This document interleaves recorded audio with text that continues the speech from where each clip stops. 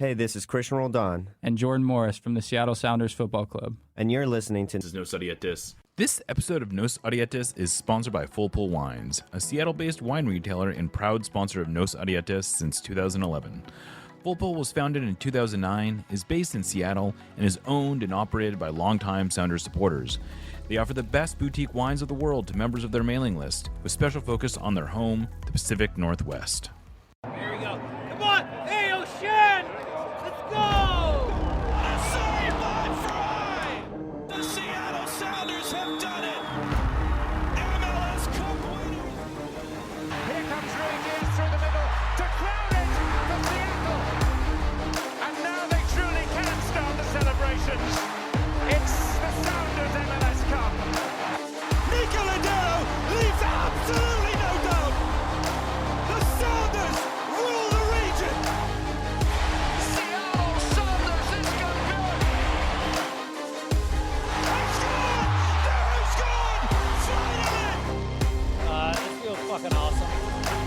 This is a tiny dog. Is that what you young people call twerking? That Porter says cheated. You want to win? This is the Seattle Sounders, bro.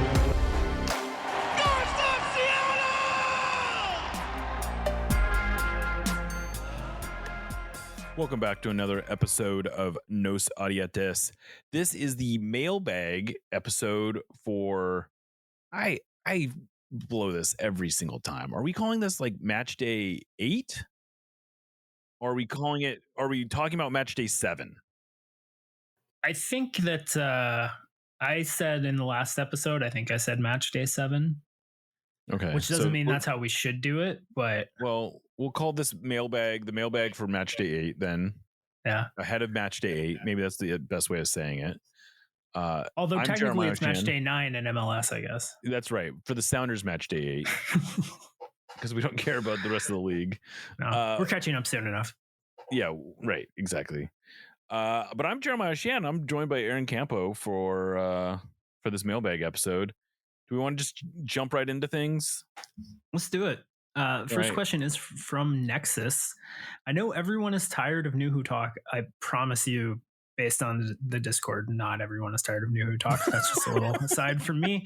And we should have started Cody Rhetoric, but I was honestly confused why he didn't start. Schmetz has a long-standing reputation of playing the same guys that got the job done the week before, even if more people are available the next week.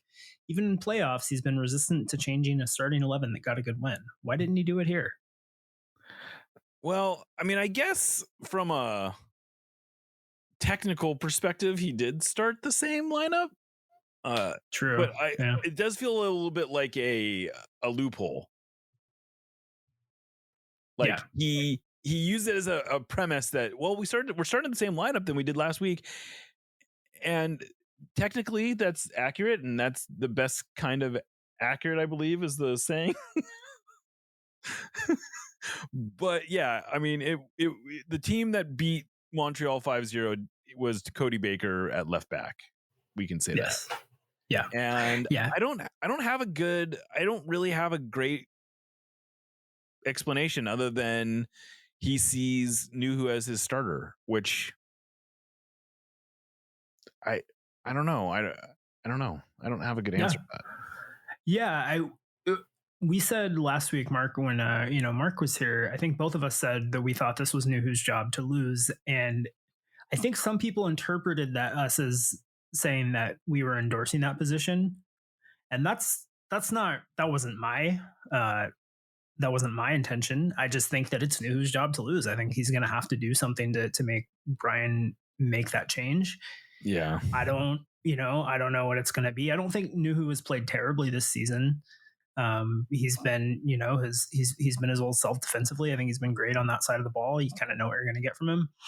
But I do think that if you have not been able to score at all, you don't have a win, and then you win a game 5-0, then it stands to reason if you're going to stick with a hot hand, you're going to stick with the actual hot hand. And, I don't think Cody Baker was the reason the Sounders won that game 5-0, but I do think it's worth seeing how much of a part of that he was.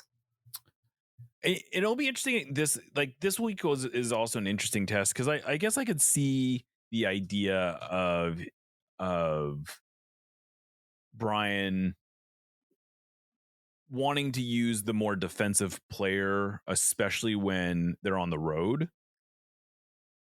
And so I don't know, maybe there's an opening for Cody Baker to start at home against Vancouver. And then if they do this again, then, but I would at the same token, I'm sure he's going to look at it and go, oh, Vancouver's a really good offensive team. And I need my best, I need my best defenders in there.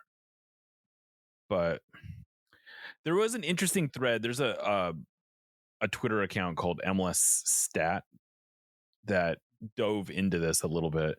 And I won't straight up read their tweets, but I will basically say that they found that the two players, when compared directly, have very similar profiles, broadly speaking, in terms of how effective they've been. But the one big difference is the passing radar. And for sure, Cody Baker is a more aggressive and more progressive passer. Yeah. And to me, that's one of the things the Sounders are missing right now. Pretty much anywhere on the pitch, you can get somebody making more aggressive, more progressive passes, I think is a positive thing. Right. And the other thing that Cody does better is that he passes sort of toward the center of the park. Like his passes go into the center of the park as opposed to down the sideline. And the theory is that is setting the Sounders up more effectively to attack. Yeah, to me, it's not necessarily an idea it's not a theory that's been proven yet, but it's certainly something worth experimenting with. I think if the Sounders had gone down and they'd gotten a gritty 1-0 win, maybe you're not as itchy to make a change, but I think there's evidence that at least one of the fullbacks, I think, needs to be a little more effective in the attack, and whether that's Nouhou or Alex, I think there's a more obvious place to upgrade, but I think you've got to get more from that position. Right. The next one, sorry, did you have anything else to add? No. Cool. No. But do you want me cut to you off there?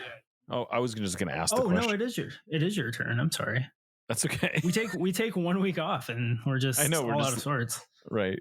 This is from the Joshua. Why are results so bad in Dallas? Is Montreal a fluke win? Were they just tired? This was a bottom team and we tied. Will we contend realistically for any trophy?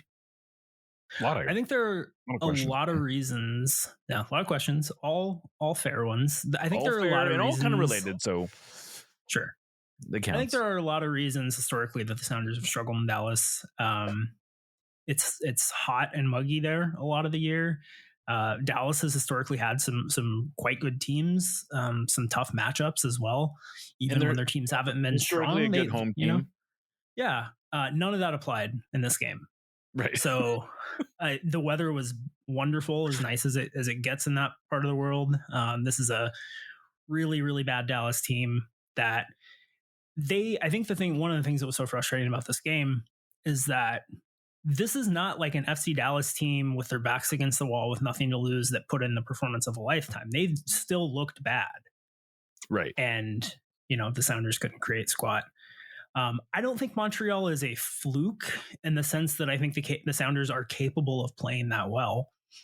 But you have to do it regularly for it to be for it to be worth anything.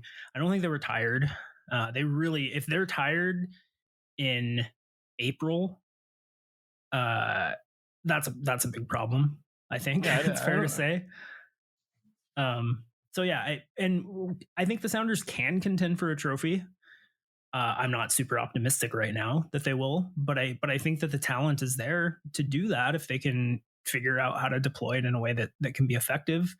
But if you ask me to 50-50 pick right now, I would not pick this team to win a trophy. No.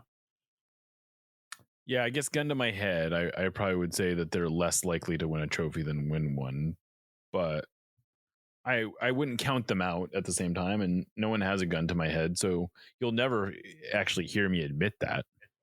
Right. Yeah. I mean, some very bad teams have won the U.S. Open Cup. Historically bad teams, in fact, have certainly much worse teams than the Sounders are now have won trophies in MLS. So I would never say that it's remotely impossible. But, until they put together back-to-back, or at least good performances, and I guess if they win this next game against Vancouver, you can start to kind of draw a longer line of decent performances that you could actually say goes all the way back to the Galaxy game as them playing better. But yeah, they need to do that. They actually need to beat Vancouver to be able to say that. Yeah, and that's a tall order. This next one is from the list. Are you getting any sense that the bench players are getting frustrated with lack of playing time, especially with Brian's sub patterns?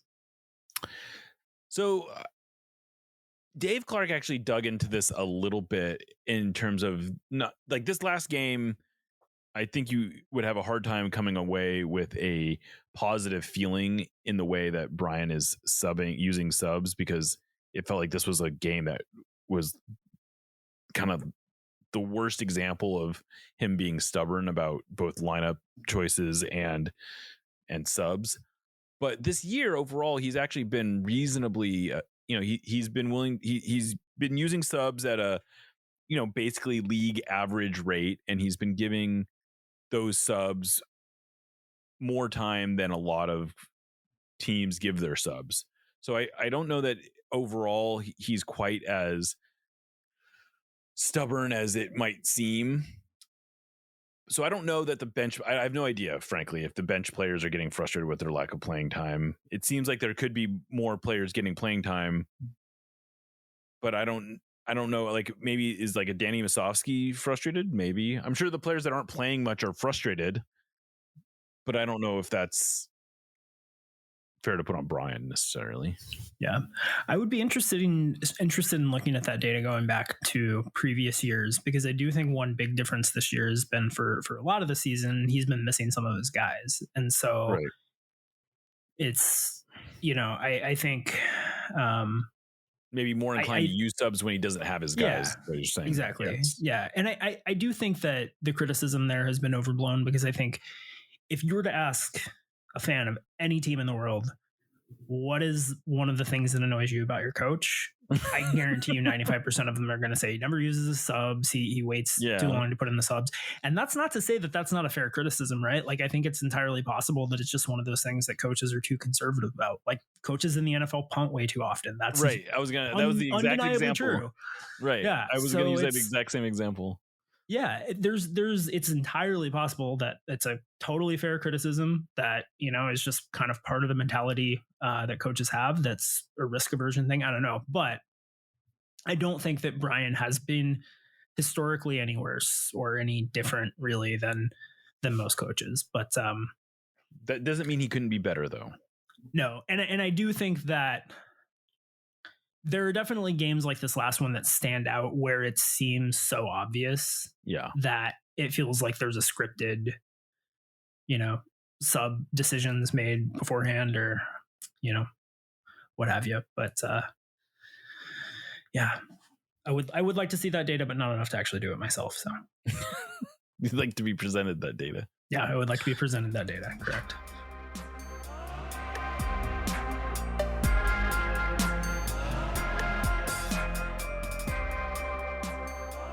This is from Ken W. He says, well, we hung 5 on CF Montreal a week ago, then went out to Frisco and couldn't find the back of the net. Who is the club currently, and how should we feel going into the home match against the Whitecaps? Optimistic for the win, realistic we'll be lucky for a draw, fatalistic that we'll be holding on for dear life not to lose. I don't think that the Sounders are ever going to be in a situation where they're not in games. That's one of the things about this team. There's never been a point in this year where I thought they were out of a game. It's even down 2-0 against San Jose. I thought they were in that game, and they came back to tie. They I think honestly came pretty close to winning that game. So I don't think that they're going to get blown out very often. Their goals against numbers on the year are quite good. The defense has been fantastic. So I think they're in every game. It's just, are they in it to hang on to a 0-0 draw, or, are they actually capable of winning games? I don't know. So I'm not super worried that they're going to be holding on for dear life. I'm not optimistic that they're going to win, though. I I don't know how anybody could be optimistic that this team is going to win right now. And that's not to say that, like, in the longer term, I think I'm relatively positive and optimistic about this team. But until they actually string some results together, no, I'm not going to go in expecting a whole lot. I went into the Dallas game expecting much more than I got, and felt a lot of good that did me. So I don't know who, and I don't know who this club is right now. It's frustrating because they showed how good they can be against Montreal. Yeah. They really looked like they had put it together, and then the Dallas game was just, right back to the old way of playing that they've been frustrating us with all year. So yeah, I don't know. Well, would you take this trade if they played like they did against CF Montreal, and I don't mean winning 5-0, but just played that way at home, and then had these sort of like frustrating, not necessarily, they're not all going to be 0-0 ties, but they're going to be these kind of cagey affairs on the road. Would you take that trade for the rest of the season? Like, if I just look right now, they're gonna play aggressive, exciting soccer at home, and then it's going to be like cagey, frustrating stuff on the road. Yeah, I mean, I think I would, if you can't promise results, right? Which Right. I know is not really part of the deal here. I think so, because I think this defense is good enough that at home they should be able to perform well enough that they can be very aggressive. I think this team can afford to be a lot more aggressive than they are. Yeah. But I also know that that's a difficult proposition for a coach going on the road, especially with as much parity as MLS. So yeah, I would take that trade because I think it's going to end up doing them a lot of good in the long run, for sure. Sure. But they've had games on the road where they came out and played aggressively. They've played pretty aggressively against the Galaxy and LAFC. And that's the thing that's weird to me. Yeah.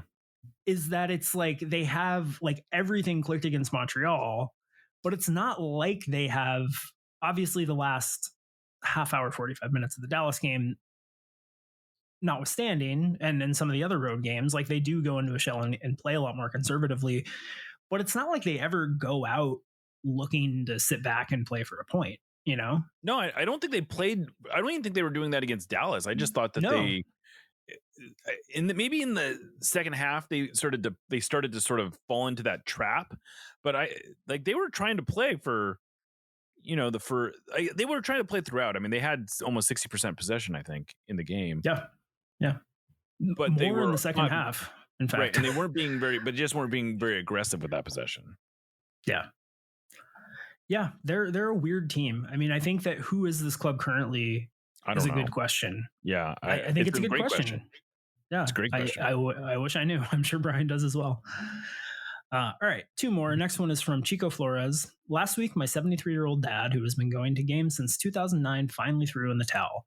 His birthday is this week, and he was all ready to buy tickets to the weekend's game. Following the Dallas game, he messaged me and said he's lost interest. Why would I travel to see them play? They look like a third-rate high school team. Disappointing. I don't think he is alone. How aware is the front office that the play on the field is starting to affect ticket sales? I'd like to think on some level that I think at some level the Sounders are aware that the play is affecting the mood around the team. I suspect that they would look at ticket sales, though, and compare it to the early part of last year and say, it's kind of flat.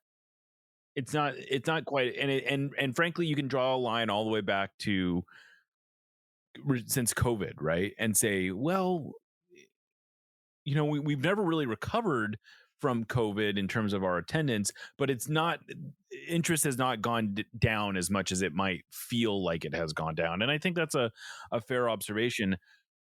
But it's also hard to deny that the mood around the team is just not good right now. And I don't know, I think some of that is the front office is doing and ownership's doing and coaching staff's doing. But I don't know how much. And I actually have sort of a request out to the Sounders to talk to someone higher up in the organization about sort of the mood around the team, because there are a lot of anecdotal pieces that I think are starting to feel like they fit together as a bigger piece. There was the season ticket package situation. I think the way that Long Acres has been treated maybe fits into that.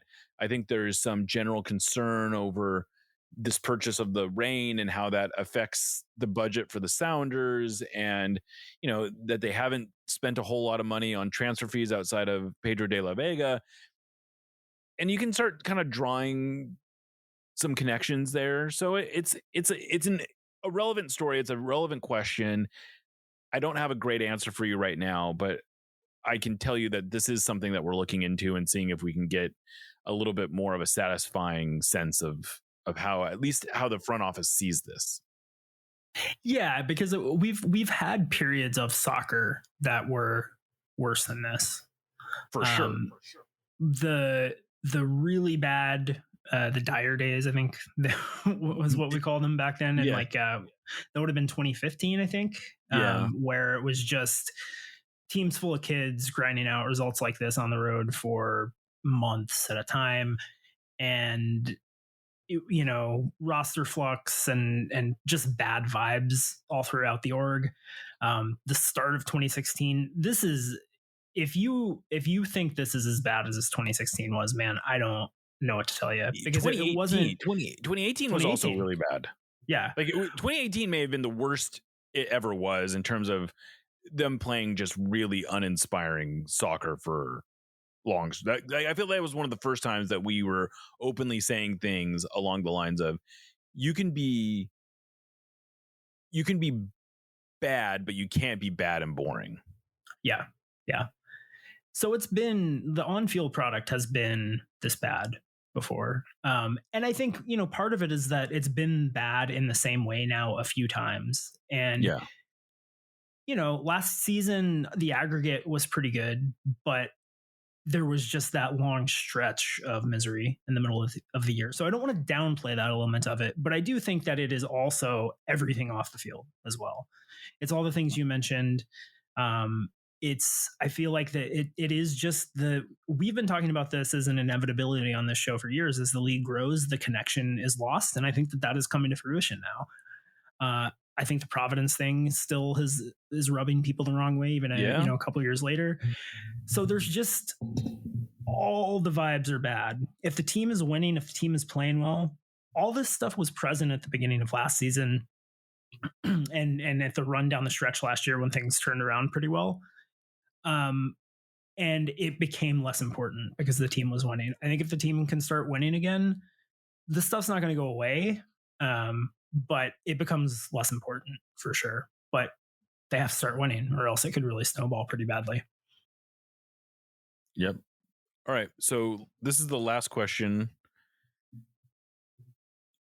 It's from Smurf. And I'll remind everyone, these questions are sourced from our Discord.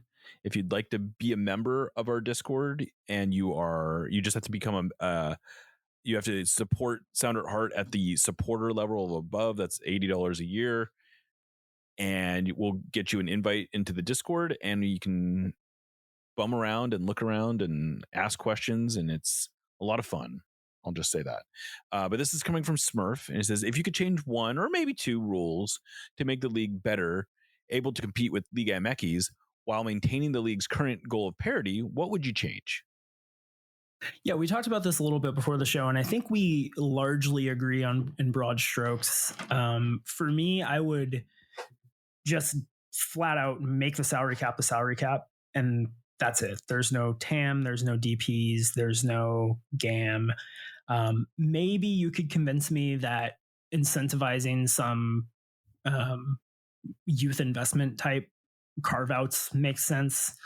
I would do away with transfer fees hitting the cap. I think you've got to figure out, I know that the concern there is, well, teams are just going to, set up the transfers in a way where the players make a ton of money that's off the books. So I think you'd have to set up some restrictions and guidelines around transfer fees. But otherwise, just make the cap and all the other extraneous stuff goes away, because I think that MLS, for, reasons that I understand, even if I don't agree with them, wants marquee players, and they want a lot of the budget going to those players. And I think that when you've got your best teams and they have all those marquee players healthy, they can run with, the better teams in Mexico. When they don't, or when the teams are a little too top heavy, it's no comparison. Those teams are just better 1 through 23. So that would be mine. Yeah, and I think one of the things that it's important to note here is that MLS is competitive with Liga MX probably from spots 4 through 18, right? It's where the differentiation is the top 3 or 4 teams in Liga MX are still a lot better than the top teams in MLS, and we're seeing that play out in CONCACAF Champions League.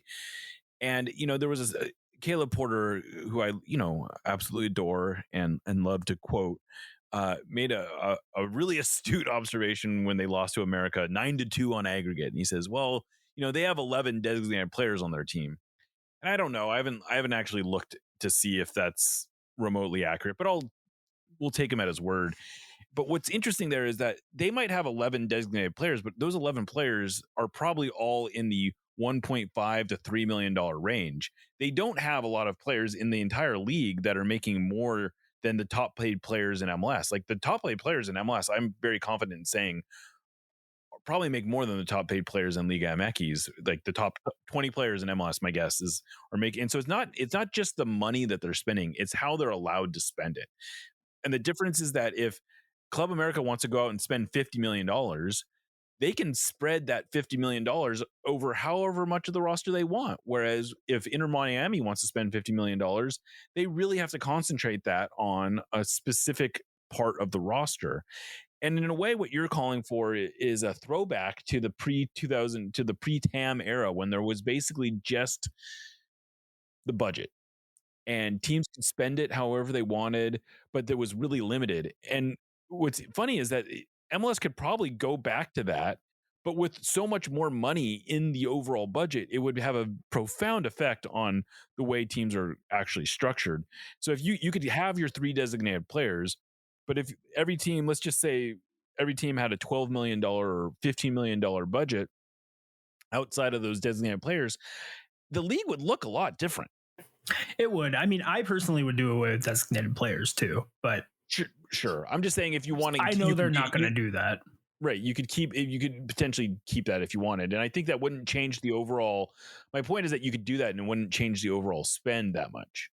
No. And it does kind of feel like they are a little bit trending in that direction by freeing things up a little bit, but I don't think they're ever going to get to a position where they want to allow teams to make the kind of, like, they don't want to allow teams to give American players that don't have a lot of options outside of the league the money that they would actually be worth on the free market. Like they don't.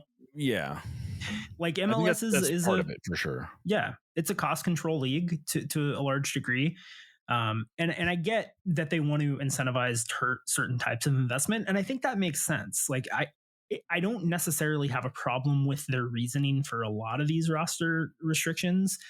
They don't want teams going and signing like 38-year-old guys who aren't like needle movers, right? And so I get that to some degree, but I think teams should just, kind of be allowed to do whatever they want to do with their salary budgets, because I think that's going to really benefit a team like the Sounders, who maybe don't have the financial firepower to deal in a totally open world where there's no salary caps or anything. Like, I know there are a lot of people who want to do away with salary caps entirely, and I think that there's a case to be made for that approach, but the Sounders are not going to be a dominant team if they do that. They're not going to be a team that can compete with LAFC or NYCFC or some of these other teams. So, but I do think that they're a smart enough organization that they could improve their standing and be back amongst the unquestioned elites in the league if they were able to spend that salary budget however they wanted to. Yeah, and one thing I feel compelled to point out is one of the reasons that TAM was created with so many restrictions as it was the league didn't really trust MLS front offices to be spending freely. That they thought that if they just gave them $3 million of extra spending or whatever it was at the time, I don't think it was that much, but it was, if they gave them a bunch of extra money to go out and spend, that they wouldn't spend it wisely. And that was, I think, a fair concern, because there was a lot of MLS front offices in 2015 that weren't really professional outfits. It was maybe there was a GM and a coach, and they basically did all the scouting and all the player recruitment and everything else. And that you would hear stories all the time about how certain teams were effectively GM'd by random agents, because the agents were the ones presenting the player. The same agents were always presenting the players to the team. And that's not a world where you want to give teams too much. Like you want some approval process, right? But that's not the world MLS is anymore. I mean, say what you will about the front offices, but they're mostly all pretty professional outfits with, technical directors and scouting directors and, multiple layers of talent evaluation, heads of recruitment, salary cap analysts, go down the roster, right?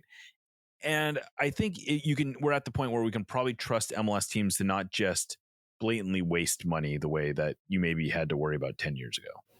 Yeah, I think that's fair. The level of maturity, I think, of just the infrastructure in the league has maybe improved faster than anything else. I think. Right. I think it's really night and day, and it'd be nice if teams were able to flex those muscles a little bit more than they are. Totally agree. Well, that's our mailbag show. Thanks for listening.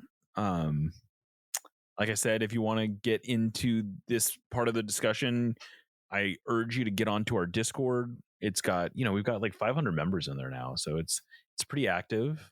You can find conversations about everything under the sun, essentially, but especially Sounders and quite a bit of Reign conversation too, should be said. But all that said, I'm Jeremiah Shan, signing off for Aaron Campo and our producer Lickett. This is Nos Audietes, and we will catch you next time.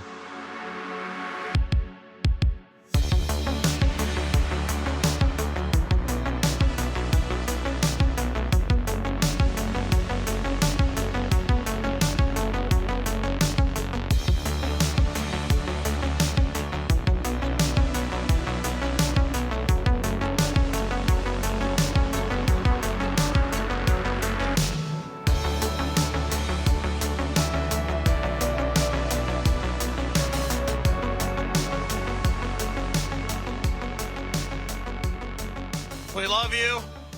Let's win another one.